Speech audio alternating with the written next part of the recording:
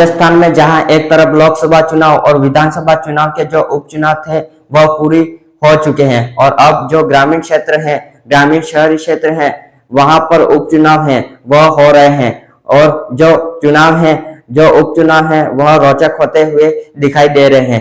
बात करें ले बांसवाड़ा क्षेत्र की, क्योंकि बांसवाड़ा क्षेत्र तो विधानसभा और लोकसभा चुनाव में भी काफी चर्चा में रहा है।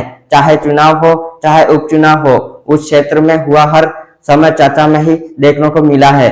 अब वहां पर जो कुशलगढ़ नगर पालिका है उसके अध्यक्ष पद के लिए उपचुनाव थे और उपचुनाव का परिणाम सभी को चौंका देने वाला था।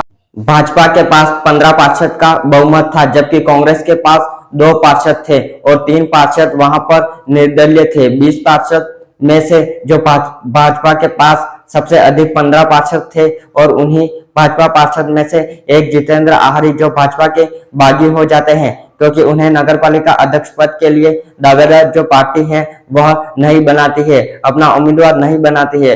होता यूं है कि पहले जो बाबूलाल मौर्य हैं जो पालिका के अध्यक्ष थे और उन पर भ्रष्टाचार के आरोप लगते हैं, भ्रष्टाचार के आरोप लगते से उन्हें निलंबित किया जाता है। उसके बाद फिर जो वहां पर चुनाव होते हैं, पार्टी जो बाबूलाल मौर्य है उनकी पत्नी प्रेमिला महिला उसको मैदान में उतारा जाता है। प्रेमिला महिला चुनाव जीत जाती है।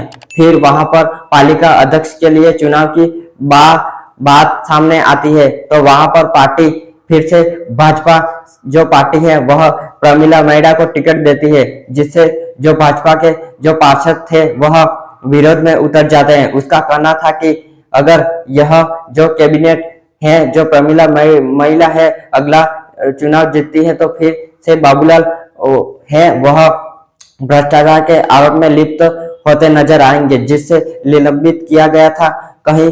कहीं वह फिर से उसमें साठगांठ करने हुए दिखाई देंगे। तो इसके देखते हुए वह के जो भाजपा के जो कार्यकर्ता थे वह नाराज हो गए थे। इसके कारण वहां पर गुटबाजी हावी हो गई और भाजपा से ही दरुमित गुटबाजी में जो जितेंद्र आर्य थे वह निर्दलीय रूप में सामने आ गए, बागी हो गए और उन्होंने अपने बागी होकर नामांकन दाखिल कर लिया। काफी दिनों तक बाड़े बंदी भी देखने को मिली। उदयपुर में बाड़े हुई दोनों की अलग अलग जब चुनाव में होते हैं तो रोचक होता है।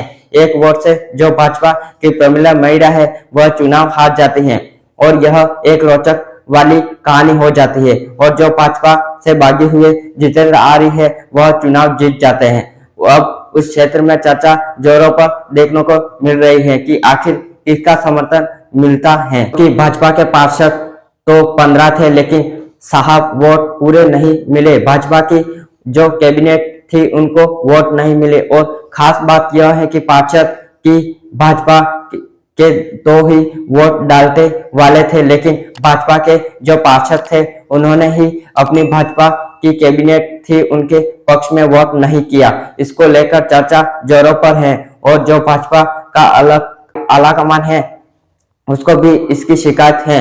जो वहां की जो कैबिनेट थी उसने की है कि हमारे साथ इस तरह से जो भाजपा के लोग थे उन्होंने गद्दारी की है और अब जो भाजपा का आलाकमान है वह क्या कार्रवाई करता है देखने वाली बात होगी, क्या नहीं करता है यह तो देखने वाली बात होगी। लेकिन ग्रामीण क्षेत्र में जो चुनाव थे और वोट से हारने वाली प्रेमिला महिला जो कि 2 वोटों से हारी हुई थी, इसको यहाँ पर है वो राजस्थान में बहुत ही रोचक माना जा रहा है। इसको लेकर आपका क्या कहना है कमेंट बॉक्स में अपनी राय जरूर दें और लेटेस्ट खबरें पाने के लिए हमारे इस चैनल को सब्सक्राइब करें। धन्यवाद।